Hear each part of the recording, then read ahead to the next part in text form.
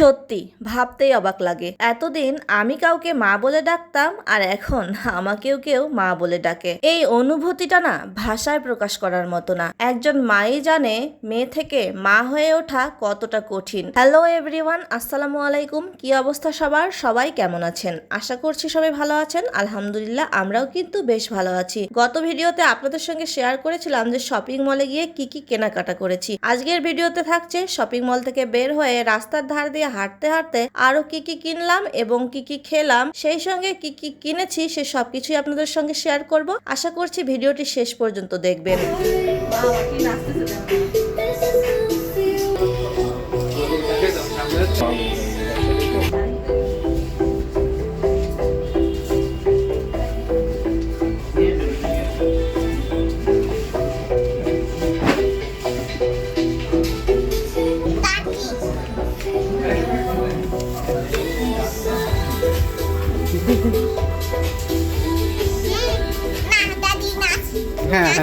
তো যাই হোক, রাস্তার সাইড দিয়ে হাঁটতে হাঁটতে ভ্যান থেকেও কিছু কাপড় চোপড় কিনে নিলাম। বিশ্বাস করেন ভ্যানের মধ্যেও না অনেক সুন্দর সুন্দর কাপড় বিক্রি করে। তারপরে গেলাম একটা জুতার দোকানে, আর সেখানে গিয়ে মেয়ে তো অবাক কাণ্ড করে ফেললো। সে সেখানে গানের শব্দ শুনে একদম নাচতে শুরু করে দিল। আমি তো দেখে পুরাই অবাক। এর আগে কিন্তু কখনোই আমি তাকে ডান্স করতে দেখিনি, এই প্রথম দেখলাম। আর মনে মনে ভাবলাম যে সে কিভাবে এত সুন্দর করে ডান্স করা শিখলো। আমি কিন্তু হা করে দেখছিলাম। আর বাচ্চারা ডান্স করলে কিন্তু দেখতে অনেক বেশি সুন্দর লাগে। তো যাই হোক, আমরা হাঁটতে হাঁটতে অনেকটা ক্লান্ত হয়ে গেছি আর আমার অনেক বেশি গরম লাগছিল। তো আরিশার বাবা বলছিল যে চলো তোমাকে কিছু খাওয়াই। যেহেতু আমি বাসায় রান্না করে রেখে এসেছি তাই তাকে বললাম যে আমি ঠান্ডা কিছু খাবো, ভারী কোনো কিছুই খাবো না, কারণ বাসায় রান্না করা হয়েছে। তো যাই হোক, খাওয়া দাওয়া শেষ করে নিলাম। আমরা কিন্তু একটা কোল্ড কফি আর ফালুদা অর্ডার করেছিলাম। তো খাওয়া দাওয়া শেষ করে বিল দিয়ে দিলাম। বরের টাকা কিন্তু আমি দিয়ে দিলাম, কি আর করার, নিজে তো ইনকাম করার উপায় নেই, তাই বরের টাকা দিয়েই বাহাদুরি দেখালাম আর কি। তো যাই হোক, এখন কিন্তু আমরা বাসায় চলে এসেছি আর এখন আমি আপনাদের সঙ্গে শেয়ার করব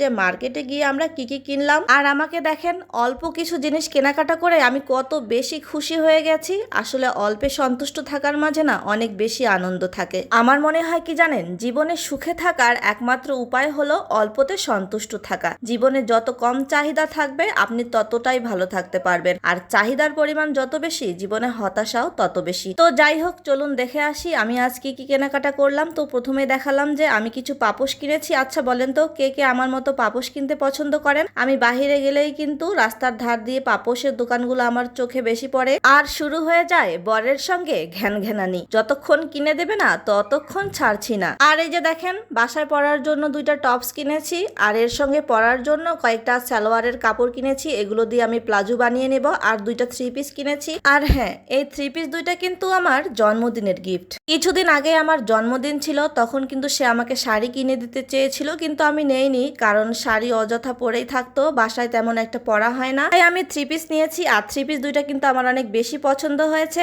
আর এই জিনিসগুলো আপনাদের কেমন লেগেছে অবশ্যই কিন্তু কমেন্ট করে জানাতে ভুলবেন না। আর আমি কিন্তু এগুলো বাসায় ব্যবহার করার জন্য কিনেছি। আর আমি কিন্তু সবসময় সাধ্যের মধ্যেই সবকিছু কেনার চেষ্টা করি। বাকি জিনিসগুলো দেখাতে দেখাতে আজকের মতো এখানে শেষ করছি। দেখা হবে পরবর্তীতে অন্য কোনো নতুন ভিডিওতে। সে পর্যন্ত সবাই ভালো থাকবেন, সুস্থ থাকবেন। আল্লাহ হাফেজ।